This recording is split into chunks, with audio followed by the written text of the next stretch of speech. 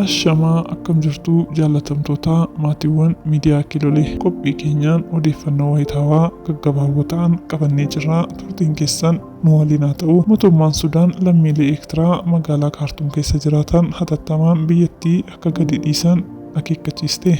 Akkuma beekamu mootummaan Abbaa Irree Shaabiyaa Isaayaas Afeworqi lammiilee biyyattii irratti daraara mirga namummaa waan raawwatuuf dargaggoonni hedduun biyyattii gadi dhiisuun addunyaa irratti bittinnaa'uu isaaniin daraara adda addaaf saaxilamaa jiraachuu isaanii ni beekama. Mootummaan Shaabiyaa shiraan kan guutameef gaanfa Afrikaa keessatti nageenyi akka hin jiraanneef jecha shororkeessitootaaf deeggarsa taasisuun biyya isaa keessatti oomishuun gara biyyoota ollaatti bobbaasuun gochaa shororkeessummaa lammiilee nagaa irratti akka raawwatamuuf haala mijeessuun sadarkaa duraa irratti argama. Kanumaan wal qabatee yeroo ammaa kana mootummaan Sudaan lammiilee Eertiraa magaalaa guddoo biyyattii kanaa kan taate Kaartuum keessa jiraachaa turan hatattamaan magaalatti gad dhiisanii akka bahaniif akeekkachiisee jiraachuun isaa odeeffannoo keessoon nu qaqqabee jira. Egaa jaalatamtoota keenya odeeffannoo wayitaawaa yeroo maraa argachuuf laayik, sheer, sabskiraayib gochuu hin dagatinaa. Galatooma.